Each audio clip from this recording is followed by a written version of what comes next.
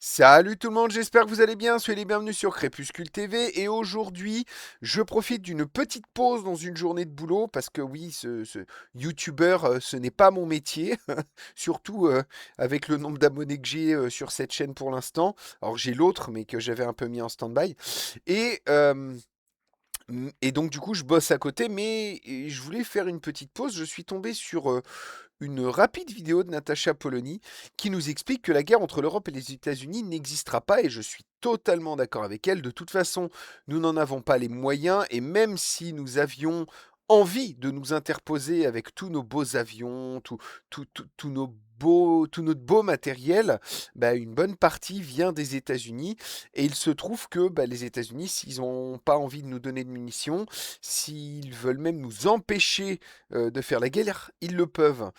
Aujourd'hui, l'Europe, et c'est sa faute, hein, les choix qui ont été faits ont été mauvais.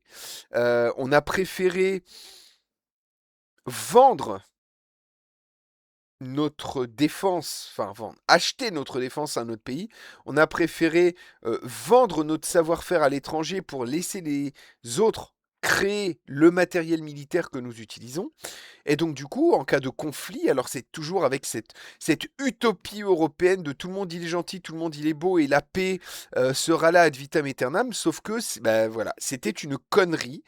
Ça fait longtemps qu'on le sait et aujourd'hui, la seule solution qu'on a pour ne pas s'effondrer d'un coup, parce que c'est ce qui risque d'arriver avec ce qui est en train de se passer, ben la seule solution, c'est tout simplement de ne, bah, de ne pas se mettre à dos les derniers qui accepteront de nous filer un peu de pétrole, enfin de nous le vendre. Hein. Mais n'empêche que sans ça, notre économie, elle tourne plus du tout. Et l'effondrement va être brutal. Alors, est-ce que je le souhaite? Bah non. Est-ce que je le crains? Non plus. C'est comme ça. De toute façon, je suis stoïcien et il y a les choses qui dépendent de nous, d'autres qui dépendent pas de nous. Bah, ça ne dépend pas de moi. Et même si j'essaye par mes choix de vie d'avoir une toute petite influence là-dessus, avec ma chaîne également. D'ailleurs, abonnez-vous, likez, partagez, commentez. Hein, vous connaissez la chanson. N'oubliez pas de le faire, ça aide bien. Mais moi, en tant que personne qui parle de ça depuis 15 ans, heu, j'ai aucune emprise là-dessus malgré mes choix, malgré ma chaîne qui n'est pas non plus une chaîne à très grosse audience. Mais en tout cas, hem, j'ai pas de réel impact là-dessus et donc du coup, eh bah, il faut que je me prépare à ce que je vois venir et là, ce que je vois venir, c'est que on va tenter, alors en envoyant 15 soldats, l'Allemagne en envoie un, je crois, ou 2. Enfin c'est ridicule. Toute l'Europe a envoyé 30 soldats là-bas pour faire semblant de, «Oui, t'as vu, on s'oppose à ça, tu dans l'OTAN». Alors déjà, Trump a dit que l'OTAN, il en avait rien à foutre, le droit international. Il s'en torchait le cul tous les matins avec, après une bonne journée copieuse, bien copieuse la veille. Donc en fait, il en a rien à foutre. Et ce qui risque de se passer, c'est que avec ces actions-là et cette volonté d'empêcher ce qui est en train d'arriver, eh bien, on va tout simplement, un, se ridiculiser, deux, euh, se mettre à dos Trump, voilà, les États-Unis, sauf qu'on s'est mis à dos bah, également la Russie et on s'est également mis à dos en partie la Chine en essayant de leur mettre des taxes sur les colis, les machins. Ils en ont rien à foutre, hein. Nous on est des petits pour eux. Mais en tout cas, le plus drôle dans l'histoire, c'est que même si on avait une réelle volonté, autre que 30 soldats, d'aller aider le Groenland, qui est semi-indépendant, ça dépend du Danemark, mais bon, ils ont leur mot à dire, et si jamais ils veulent se vendre aux États-Unis, ils le feront, parce qu'ils ont le droit. Et donc du coup, je crois que c'est 35 ou 50 000 personnes qui vivent là-bas, c'est pas énorme. Et en fait, ils ont plus ou moins le droit de choisir leur destin, et c'est très bien. Et s'ils veulent pas se vendre, entre le Danemark et les autres qui vont essayer de plus ou moins défendre là-bas, l'idée, j'ai bien compris, de mettre des troupes là-bas n'est pas d'empêcher l'invasion. Avec 30 soldats, c'est ridicule. C'est de dire, bah, si tu viens, tu vas, tu nous déclares plus ou moins la guerre. Si tu fais quoi que ce soit, ça veut dire que tu attaques des pays de l'OTAN, etc. Je vous ai dit, il en a rien à foutre, Trump. Mais le plus drôle dans l'histoire, et c'est là que vient intervenir Natacha Polony, j'en avais déjà parlé, alors il y a longtemps, je ne saurais plus vous dire dans quelle vidéo, mais j'en avais parlé vite fait, un peu comme sujet annexe, ou c'était peut-être dans un des lives des papes de l'effondrement. D'ailleurs, il y en a un mercredi la semaine prochaine. Ce qui va se passer là maintenant, c'est qu'en plus, avec tout le matos qu'on a acheté aux États-Unis, puisqu'on a pour tout, hein, quasiment, on a délégué notre souveraineté, on est en train de le faire sur l'agricole, mais on l'avait fait sur le militaire. Alors, en France, on a l'exception, c'est qu'on a le Rafale, on a des très bons avions, on serait limite les seuls à pouvoir s'opposer, hein. On a un porte-avions, ils en ont 12, hein, et le deuxième, il arrivera dans 10 ans, avec du retard en plus, voilà. Mais on pourrait limite faire partie de ceux qui peuvent très légèrement s'opposer. Les autres pays européens, grâce à cette belle solidarité en Europe, eh ben, ils n'ont pas acheté en Europe, ils n'ont pas acheté à la France, par solidarité, hein, pays solidaire de l'Europe, ils auraient pu, mais pas du tout. Ils ont acheté aux États-Unis, et en fait, les codes de démarrage des avions changent tous les 48 heures, et si les États-Unis décident de ne pas te donner le code, ben, ton avion il décolle pas. C'est-à-dire qu'ils ont acheté des avions à une puissance étrangère, qui n'en a plus rien à foutre de l'Europe. Et donc, ils n'ont pas les moyens de changer les avions du jour au lendemain. Hein, ça se fait pas comme ça, remplacer une armée. Et donc, si la semaine prochaine, Donald Trump dit qu'il attaque et qu'il envahit le Groenland, l'Europe pourra aboyer.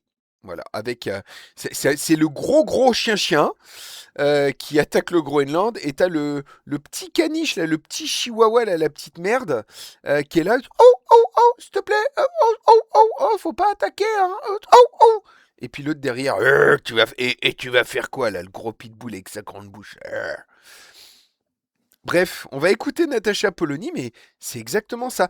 On n'aura pas de guerre contre les États-Unis, on fermera notre gueule, sauf qu'on va se les mettre à dos, nous n'aurons plus de pétrole, ni le gaz russe, ni le pétrole russe, les Chinois encore, et tous leurs alliés pareil. On est en train de se mettre à dos tout le monde, on va l'écouter. Ah, il n'y a pas de son, c'est formidable. C'est mieux avec du son, hein, je sais pas ce que vous en pensez. Vous imaginez une guerre entre l'Europe et les États-Unis? Non, ça n'existera pas pour une raison très simple. C'est qu'à part la France, tous nos alliés européens, et c'est bien le cœur du problème, sont équipés de matériel militaire américain. Il faut juste préciser que l'aviation danoise, ce sont des F-35. Ils en ont encore racheté l'an dernier pour essayer d'amadouer Donald Trump. Ces F-35 ne décollent pas si le Pentagone n'a pas fourni la clé électronique qui est renouvelée toutes les 48 heures. Ça, c'est hyper important ce que vous dites. C'est quand on achète un avion américain, quand on veut s'en servir, même si on est en guerre, on doit demander le feu vert de là-bas. Exactement. Si on n'a pas ce feu vert, l'avion il reste au sol. Il existe une norme, la norme ITAR, qui est une norme. Si vous avez un composant américain dans des armes, les Américains ont un droit de regard. Les Français... Il paraît pour les Rafales ou pas? Mais justement non. Les Rafales ne sont pas sous norme ITAR. Les armes françaises sont fabriquées de façon à ne pas être sous norme ITAR, ce qui est extrêmement important. Vous imaginez une guerre. Vous vous rendez compte? Il y a un an, le Danemark, donc, qui a une certaine autorité sur le Groenland, a acheté des armes, et notamment les avions, les F-35, aux États-Unis, qui leur mettent à l'envers un an après, et qui leur disent « T'as pas le droit de t'opposer. Regarde, j'appuie sur un bouton, ton avion il décolle plus, ton char ne démarre plus. On a un droit de regard. » Ils se foutent de notre gueule. C'est magnifique. L'Europe est un échec du début à la fin. La France arrive encore, au moins sur le plan militaire, à être une exception. Nous sommes un beau et grand pays. C'est juste que nous sommes gouvernés par des traîtres et qui vont bientôt, vous allez voir, se vendre aux États-Unis sur ce point-là aussi. Ça viendra. On en reparlera dans quelques années. Et de toute façon, même si on le voulait, même si on n'est pas totalement dépendant des États-Unis là-dessus, on ne peut rien faire. C'est mort. On est trop petit.